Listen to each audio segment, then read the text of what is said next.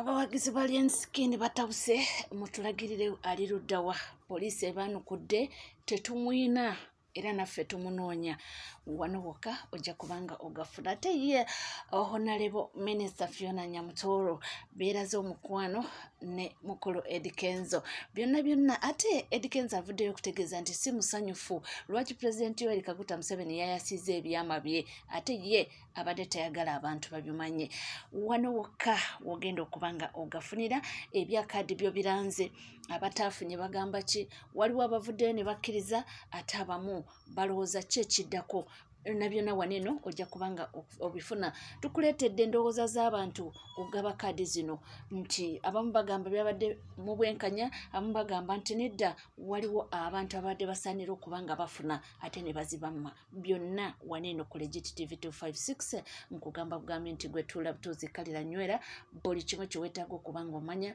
ojja kubanga okifuna obadde okimanyi nti Abe Mwesigwa simukwate era amawulire ge tufuna galaga nti essaawa ya kakati ali mu ggwanga lya Germany byonna waneno ojja kubanga obifuna era nja kubanga mbikutuusaako mu bujjuvu bwalwo katandikire ddala n'amawulire agaba Fangoni Forest wayiseewo kati ennaku ziwerere ddala nga 2 nga bagamba nti omukulu yakwatibwa ge mawulire gamu ge tufuna abamu ne batugamba nti yawambibwa abamu ne batugamba nti ali mu kadukulu abamu ne bagamba nti amisinga tebamanyi gyali kakati abaana ba Fango ne bavuddeyo ne bagamba nti tumwagala oba mulamu oba mufu. Nina ekibuuzo Lionskin ndeki ali wa where is ndeki twagala ndeki ndowooza obawulira nga bagenda mu maaso kubanga badimandi nga baagala omuntu wawaaliwa tebamulabako poliisi yevuddeyo nebaanukula nti tetumwina era naffe tumunoonya nti buli omu yenna amanyi gyali mututemyeko tumwetaaga tumukwate tali mu mikono gya poliisi ate bade tusaba oba omanyi Lionskin waali tutuukire mu kyama waba obudaago mumukwate kubanga tumwetaaga bali tusaba busabe tutukire mu kyama tuwa amawulire ago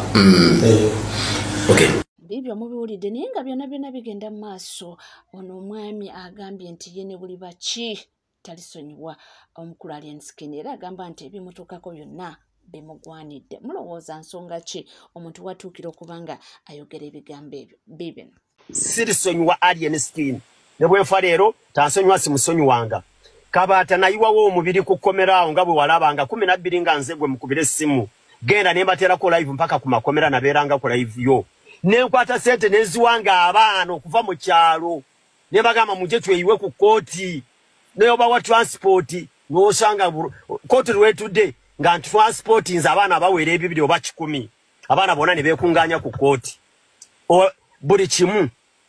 kooti bwe yaggwa omusajja nali eri waggulu nga tuyimidde chorus musajja n'atuma omuvubuka omukuba yayebe yebwa ndoza yali akiplanize ng'ayagala kunswaza n'atuma omuvubuka omu n'ajja n'angamba kibanda akuyita ningenda mu nyumba ya Lionskin bwe natuuka mu nyumba ye nalimu nze ye Jobless ne balooya Jobless n'amala n'afuluma ye n'atulekayo n'afuluma mu nyumba nesigala munze ne balooya ne Alien kati bwe tufuluma mu nyumba twali tugenda tuuka kulinya ku Double Cabin Lionskin yayogera ekigambo era kyenkugambira Kabata nti abasajja ba NRM oba bloka ba NRM bano basiru bajja kiraba oje bujjako omusajja yagamba buno obusajja ba NRM bwe bunsiba bwe yakyogera Ibra yankwata omunigo nantuga bwatugise saati Alien mwennyini yamugamba gweta muno olwo tutambula tudduka tugenda yingira ku Double Cabin natuula ku Double Cabin Kabata Kalfa yaliwo nentuula ku Double Cabin nga ndowoozamu omusajja oyo ekigambo kyayogedde bw'obusajja bwa NRM bwe bunsiba nawulira ennaku gwe tewalaba olw'okunkambuwalira ng'emisuwa gy'omutwe nga gyereeze gwomanyi lwaki gyali gyereeze nga ndowooza yes nga ndi n'obusungu buli Alien kyankoze ekyomukisa twali twakafuluma ennyumba abaana nga tebana basetinga masimu ndaba bwe tumaliriza ne tugenda ku Double Cabin ekyo kyennyini nentuula nga nkutamye bwenti Kalfa yali mabegawe ko ye anyasoma lwaki todda wakanga obese tumaze okufuluma nga ncha planninga enfa gyengenda okuva wali n'abuuza ani asoma mu kitabo kyange ko Alpha aganaga nti abaho owulira ebigambo bye yanziramu bw'amala okunziramu ebigambo ebyo abaana bonna baawuniikirira ne basirika bwe kye baali bamanyi omubiri gwenjiyeewo na buli kimu abaana basirika ne wabaawo bounce omu yali muvubuka munyankwera era nina n'enamba ye twafuuka ba mukwano nankwata mpola ne tudda mu nnyumba ya Alien Skin olwatuula mu nnyumba ya Alien Skin nenkubira Jobless nengamba Jobless nyamba ojje mu nnyumba ya Alien Jobless najja nemugamba waliwo ebintu ebibadde ku motoka nyamba onvuga onzije wano mpulira sina maanyi ontwale wonootuuse eyo nja kwevuga ngende era Jobless kiyako nambuuza kiki Jobless nemunnyonnyola nemugamba omuvubuka ndabisizza kyemanya abaana bagenda abiri coding nali sinabatuuka waka nga batandise okumpa akakiripu ako ne Tamale Junior yasooka okampa n'agamba akaje ku Facebook so bwe nagattagattamu ebintu bye nali nkoledde omwami oyo gundi ani gwe Kabaata nze siri musonyiwa okufa kwange kwonna but nze simwagaliza kibi ebibi yabyekolera but amaziga g'abantu alina mangi gwe weebuuze olabye oluyimba lwate mudi lwakoze but gwokyali kwaganaga Alien tomudde amukoledde oluyimba bw'olabako ojja kutya ensi abaana abo bonna abaamubeerako ayina enkomeekereza gye yakomeekerezaamu nabo omwana mulenzi ayina obukyayi buviira ddala kugumba agamba nti ye bw'akyawakyawa tasonyiwa era agambye nti tali musonyiwa olw'ekyo ekintu kyeyamukola nga tuvuddeko eyo munnange tweyongera okulaga nti mukulu Edirisa Musuza aka Eddie Kenzo bali luno ne mukyala we Fiona Nyamutoolo munaye bagamba nti funa munaakwagala ebyaddala bana abantu mukama ndowooza era gundi mukyala Fiona Nyamutoolo yatugamba nti yasabanga ne Eddie Kenzo yasabanga afune omuntu kakati kankutwaleyo kolabe omuhabati guli wano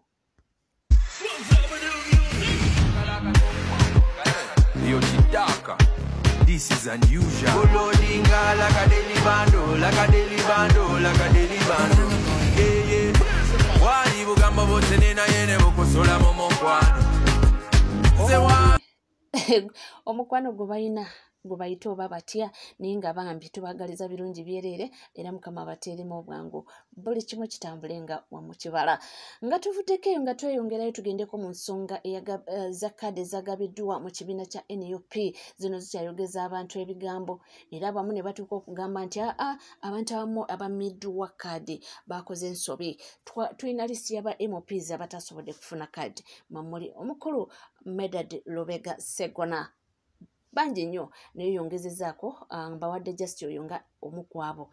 wali yavuddeyo n'agamba nti okuuma omukulu oyo kaadi mbu yabadde ensobi lwaki mbubi bino be bano NUP bemmye kaadi naye ng'ekoze ensobi nambeemu Honorable Segona y'ensonga lwaki NUP weeri NUP baali bagitwala naye yali Honorable Segona n'ayimirira n'omugenzi wa Mary ne basoma amateeka mu kkooti agaseevinga NUP nga n'obudde buno omusango gukyali mu kkooti ogamba otya nti omugjawo oleete Walukagga eyakola geography ne history mu P5 nga senior 4 yagituula mu 1965 batanazaalibwa oli mu ttale oyigga njobe ate embwa yandikuyambye okutaayiza ogikubye ogisse olese embaata namba 2 okukwata Zahara Luyirika omutwale Makindye West kwegamba wagenze okulaba nga Musiri David ne Alan Sewanyana obwongo balina bw'amazzi Zahara Luyirika ow'ebbina eddene yasaana okuba omubaka wa paaliyamenti okisanga wano Zahara Luyirika akoledde ki abantu b'e Kampala okutuuka okugyawo abasajja abalwanye ne banoonya akalulu kaabwe nga wabajjamu n'ensimbi zaabwe wabakwata n'obajjamu ensimbi zaabwe ne bazireeta n'okwata Zahara Luyirika atalina mu kamyufu ako bwe mugamba nti musinziira ku gurawundi Zahara Luyirika bwe mwagenda e Makindye West mwanoonya gurawundi ya Makindye West oba mwagenda kumunoonyeza y'e Kampala obusi bwe bulyake namba 3 abantu b'e Kawempe South lwaki mubakakatikako chairman Nyanzi ng'ate mukimanyi bulungi tayinaayo buwagizi looya abantu gwe baagala ne mubakakatikako ekisajja ekitalina makulu kubanga bye bigaba kaadi bye binannyini kibiina ndowooza kino mukulu Sseggona naye yali takisuubira kubanga yali confident nnyo ng'amanyi ajja kufuna kaadi n'ennaku lwegulo yabaddeko ne mu kkooti era waliwo ka interview kamu yali ayogerako n'agamba nti kwegamba mu bigambo bye alinga yali alaga nti Mathias Walukaga tasobola kumuggisaako kaadi. Buli muntu ayagala omuntu alinga nze okubeera mu kibiina kye. Ekyo si kyange kya Katonda gwe neebaza nti ansiiza akazigo okwegombesa. Tosika kapiteni mu kisaawe ng'atakyateeba ng'asambisa abiri gombi ne gateeba ate n'oteekayo okugezesa. Ekibiina kino kyagala mutindo era mu kiseera kino omutindo ku kaadi y'ebusiro kitegeeza kulonda nze. So toyinza kumbuuza nti akabenje kajja kugwa. Ne balonda gundi ne balonda gundi. Byonna bigenda mu maaso y'omukulu Abed Bwanika yali yabakoowoola dda ng'abagamba nti mwenna tumanyi muyinza obutafuna. Yali ayise dda Honorable Medard Sseggona ne Joyce Baagala yali yabagamba dda nti mujje eno simanyi oba banaagendayo oba nedda. Bibino ebigambo bya Abed Bwanika nti eno mu Democratic Front abantu abalinga Sseggona Honorable Sseggona betulindiridde ne bajje tuzimbe struggle entuufu tusobole okuyamba bannayuganda okufuna ekyokuddamu era bw'afuna obuzibu tumusaba ekifo kye sayidi eno gyekiri eyo gyali era ajja kumaliriza nga either bamugobye bamumye kaadi obanga bamulinyiridde nga mumbadde mulaba bw'agenda ku kitebe abaana ne bamulinyirira nga beerabidde emirimu mukulu Sseggona gye yakolera ekibiina ne gyakikolera. Baagala naye njagala kujjukiza abantu abatamanyi byafaayo baagala yali ku NBS nga y'omu bwe tuyitamu okusobola otuyamba okuteeka enkuŋŋaana zaffe ne kampeyini zaffe za struggle eri bannayuganda era yakola omulimu gw'amaanyi. Teyazze mu byabufuzi olw'okuba nti yayingirira mu Nuupu. Omulundi guli 2016 yayingira akalulu era n'afuna emitwalo 3 egy'obululu bannamityana gye bamuwa. Akalulu kano yagattibwako n'agenda mu mitwalo 6 kano akawedde giri gyali ndoze 3 oba mu 8 n'atuuka mu mitwalo 6. Kaakati abaddewo mu struggle era sikkiriziganya n'abantu bamuvumirira kumulinyirira. Bw'oba tokkiriziganya na muntu sigala ng'omuwa ekitiibwa kye. Twamuleka twali tulowooza nti ajja kujja ne waffe mu DF naye yasalawo nti agenda kuyimirira mu kibiina kye ekya Nuupu. Eryo ddembe lye bw'ati bwe yasazeewo naye ffe ne waffe wakyali waggulu eri buli muntu yenna ayagala okujja bitambula munange nga bigenda mu maaso. Oyo ye mukulu Abed Bwanika yali yabakoowoola dda mbu bagende yenna n'abatafunye kaadi mbu ali bweruka mu pate yaabwe. Naye nga byonna mbagambye nga bitambula nze nka opinioni z'abantu buli omu boogera kyono yavuddeyo n'agamba nti muganda wange tutambulire wamu yadde kaadi egaanye era osobola okubanga obaako ebirala by'okola mu pate tibasobola okuwa ekifo ekirala mu pate owange anakikkiriza oba ajja kukomawo nga independent. Kaadi zafulumye olunaku lw'eggulu ez'abaka ba paalamenti era abaka paalamenti abamu munange abantu babagambye nti ku ground muli banafuna vetting process. Ya message eno egende w'ababaka bano okuli Munnamateeka Medard Lubega Sseggona okuli Joyce Baagala n'abalala abatafunye kaadi. Mukulu Medard Sseggona nkwa ekitiibwa era mukulu Sseggona obaddewo mu lutabaalo naye essaawa zino ensi ekutunuulidde okukola ekintu kya busajja bukulu muganda wange Medard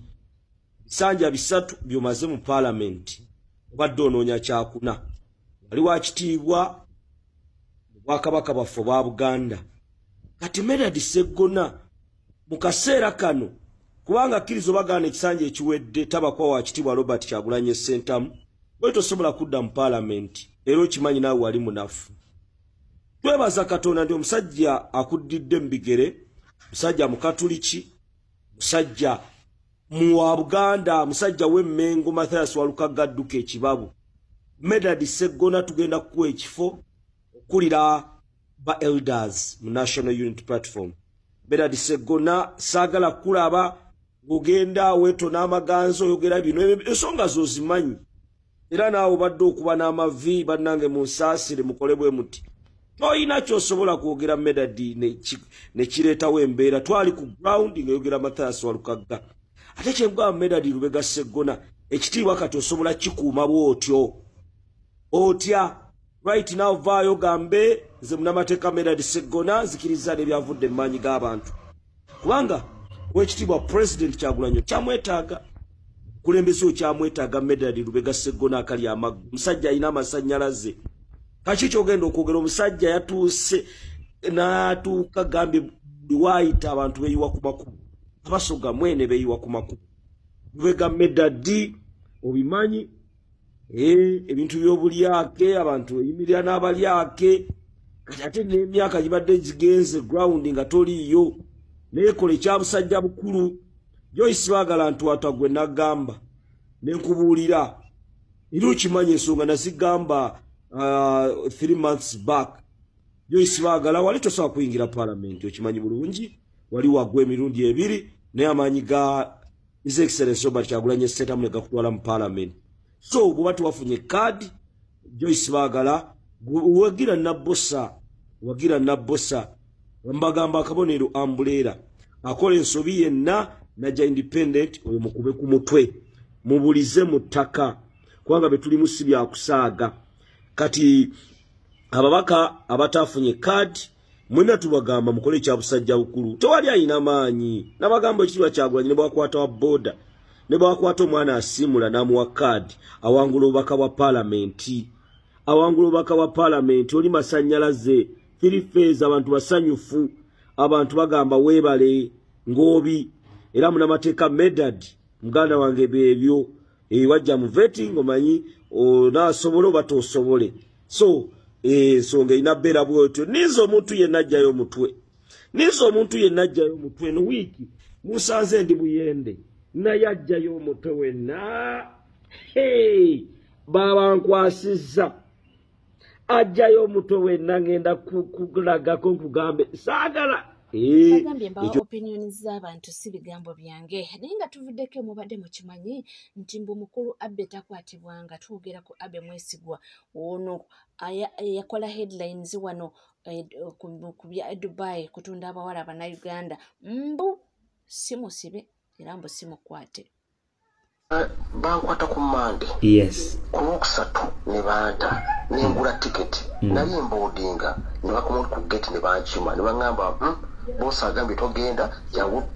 oddemu ebibuuzo okitegeera jangu oddemu ebibuuzo byetwamaliriza bulungi Wednesday night ne baze ku CID then ku Saturday ne banta finally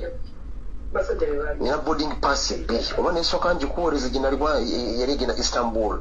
nga gye ngenda okuva connecting era nyinza gikuweereza eriko date ya last Wednesday yes it was Wednesday so Wednesday ya week eriwe nkola video to omusajja bazzemu ne bamukwata oba mukajjukira ng'agenda ku kisaawe kubanze yampa info yali ku kisaawe kwennyini akola mu kisaawe era kyandete okakasa info nga mpeereza screenshot eraga omukulu amanya ge nga amaze checkinga in naye ne bamukwatira wali nga agenda okufuluma okugenda nyamugamba tukyakwetaaga obeke byala byokola ki bye tukunoonyerezaako kati njagala owulire mu process eyo nga bamukutte kyekyabaawo bamutabatya okubanga he's a free man okugenda uliriza tambula nezaakamaya Dubai is closed mu statement nkuwandiikiddemu baakebera essimu yange ennaku mukaaga tebasangamu anything. What they found, me and my tenants always talk modding back here na from Daniel Frankfurt. And they stopped by the Dubai, quick exit stop in Dubai. Clearly, I flew on Emirates to Frankfurt in Germany. So I'm out of the country until further notice. He's out of the country until further notice. Naye ate BBC ya mawulire gekubye eraga omukulu ali mu Aluwiru prison yawa ne Dubai musibe awo BBC yalimbye BBC mwagala tubajjeko hadithi ku story gye mwasooka okukola tugende mu maaso owuliriza. Yes, Dubai is closed. Closed and closed. Mu statement nkuwandiikiddemu baakebera essimu yange ennaku mukaaga. Tebasangamu anything. What they found me and my tenants always talking about mulimu chat za myaka mukaaga musanvu is only rent money. Rent and food money. Kyekyo kye baasanga mu chat. N'abaana bye baakwata ewaka baba kibire essimu zaabwe nga kintu kimu kye nnina kyekitugatta rent money n'emboozi za bulijjo. Okitegeera, I wouldn't be free man right now. Dubai is Banana Republic. Dubai is banoonyereza. Okitegeera, that was a very big case. A very big case. Okitegeera, nze gwolaba I was being investigated by the head of CID mu Dubai yenna. Interior Minister yamugamba yaba overseeing omulimu ogwo. Ba CID bo headquarters bangamba oyo ajja wano once a month. Olaba abadde wano for 2 days. Okuva kumakya paka kawungeezi. This your case is not a normal case. Byebyo bantu bange ningo ebali kubanga wekomidde ku Legit TV 256 tewerabira kubanga subscribing, yes, ringing that notification bell, sharing, liking, ebisigadde uterevo tubina mu bujjuvu tovaawo.